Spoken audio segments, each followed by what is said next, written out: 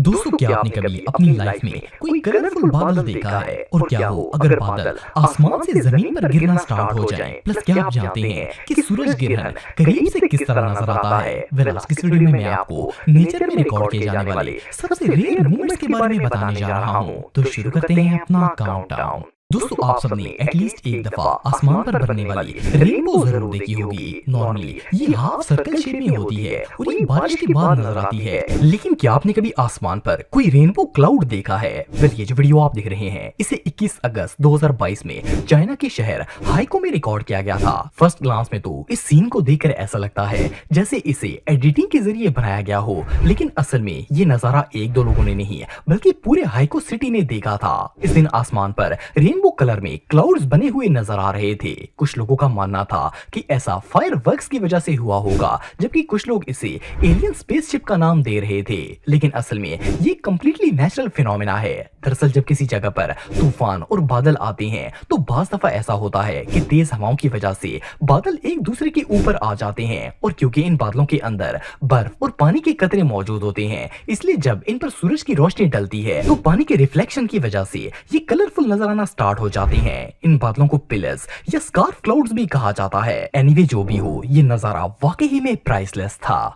दोस्तों अगर वाटरफॉल की बात की जाए तो ये कुदरत के सबसे खूबसूरत मनाजिर में से एक है। पहाड़ों पर बर्फ पिघलकर जब पानी की शक्ल में जमीन पर आती है तो इसका नजारा ही कुछ अलग होता है। ये वीडियो आप देख रहे हैं इसे चाइना के शहर यिचुंग के एक पहाड़ पर रिकॉर्ड किया गया था। इस वीडियो में बादल किसी वाटरफॉल की शक्ल में पहाड़ से नीचे आते हुए नजर आ रहे हैं। असल में ये एक कम्प्लीटली नेचुरल फिनोमेना है। दरअसल किसी जगह पर तेज बारिश या स्नोफॉल के बाद जब मौसम बिल्कुल साफ हो जाता है तो इसके बाद हवा में नमी जाती है और वो भारी हो जाती है। कभी कभार इस हवा का वेट बादलों से भी ज्यादा हो जाता है। जब ये पहाड़ों से नीचे आती है तो हवा बादलों को भी अपने साथ नीचे ले आती है। ये नेचुरल फिनोमेना इतना रेयर है कि ऐसा नजारा कई सदियों में सिर्फ एक दफा ही देखने को मिलता है। लेकिन बहरहाल ये सीन वाकई में कमाल का है।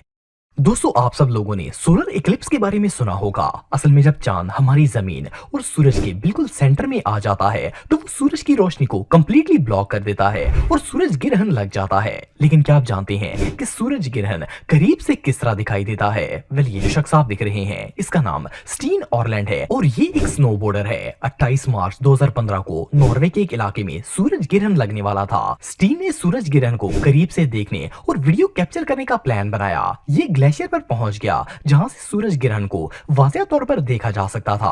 वेल, जैसे ही ये ग्रहण लगना स्टार्ट हुआ जमीन पर आहिस्ता आहिस्ता अंधेरा छा गया। चांद स्लोली सूरज को कवर कर रहा था और ऐसा लग रहा था जैसे शाम का वक्त हो गया है। अभी कुछ ही मिनट्स गुजरे थे कि सूरज मुकम्मल तौर पर गायब हो गया और हर तरफ रात हो गई। सिर्फ इतना ही नहीं बल्कि आसमान पर सूरज की जगह सिर्फ एक छोटा सा रोशनी का सर्कल बन गया था जो देखने में बहुत ही वियर्ड लग रहा था। एनीवे, इस तरह का नजारा रोज रोज देखने को नहीं मिलता।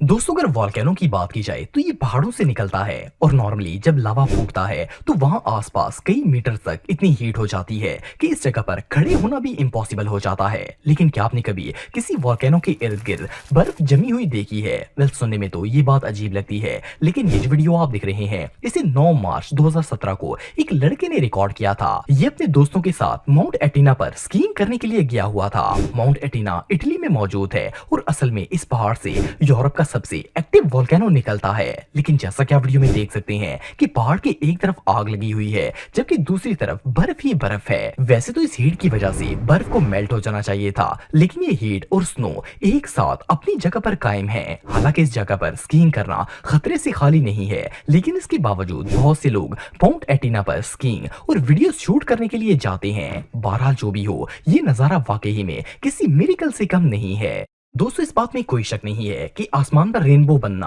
कुदरत के सबसे खूबसूरत मनाजिर में से एक होता है। आपने अक्सर नोट किया होगा कि रेनबो का कोई स्टार्टिंग या एंडिंग पॉइंट नहीं होता। ये नॉर्मली सिर्फ सेंटर से ही देखने को मिलती है। लेकिन क्या हो अगर आप किसी रास्ते पर जा रहे हो और आपको सड़क पर रेनबो खत्म होती हुई नजर आ जाए? वेल, ये जो वीडियो आप देख रहे हैं इसमें अल्बामा में रहने वाले एक लड़के के साथ ऐसा ही मामला पेश आया था। 20 दिसंबर 2019 को ये लड़का अपनी माँ के साथ गाड़ी में बैठकर जा रहा था। इसकी माँ ड्राइव कर रही थी और ये साइड पर बैठा हुआ था। अचानक इसे आसमान से जमीन तक आती हुई एक रेनबो नजर आई। इसने फौरन अपना मोबाइल निकाला और वीडियो बनाना स्टार्ट कर दी। जैसा कि आप वीडियो में देख सकते हैं कि रेनबो आसमान से होती हुई जमीन पर आकर खत्म हो रही थी।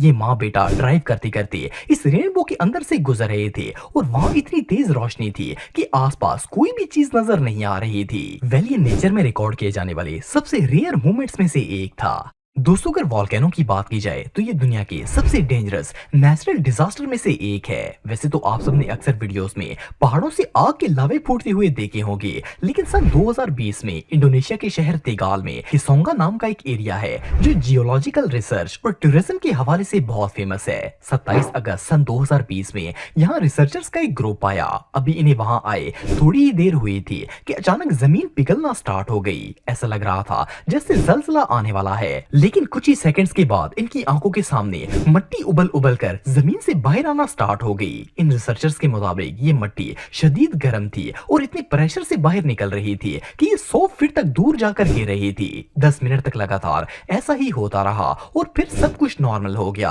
असल में इसे मड वोल्केनो कहा जाता है। जब जमीन के अंदर गैसेस और केमिकल का प्रेशर बन जाता है तो वो शदीद गर्म हो जाती है। शदीद हीट की वजह से वो मट्टी बॉयल होना स्टार्ट हो जाती है और मड वोल्केनो बन जाता है। बहरहाल ये नेचुरल फिनोमेना रियली बहुत डेंजरस होता है। 2016 में क्यूबिक में रहने वाली एक फैमिली एक फ्रोजन लेक पर आउटिंग करने के लिए गई हुई थी। इन्होंने देखा कि लेक के किनारे पर क्रिस्टल जैसी कोई शफाफ चीज मौजूद थी। पहली नजर में तो इसे देखकर ऐसा लग रहा था जैसे इस लेक से कांच के टुकड़े बाहर निकल रहे हों, लेकिन जब इन्होंने इसे हाथ लगाकर देखा तो ये बर्फ थी। असल में जब किसी बर्फानी इलाके में हवा का टेम्परेचर ज्यादा हो जाता है तो वो गर्म हवा नदी नालों पर जमी हुई बर्फ के साथ रिएक्ट करती है। इस रिएक्शन से वो बर्फ कांच के टुकड़ों की तरह छोटे छोटे पीसेस में टूटकर बिखर जाती है। इसे नीडल आइस भी कहा जाता है। इवन इसकी आवाज भी बिल्कुल कांच की तरह ही होती है। एनीवे ये सीन और इसका साउंड वाकई में बहुत सेटिस्फाइंग है।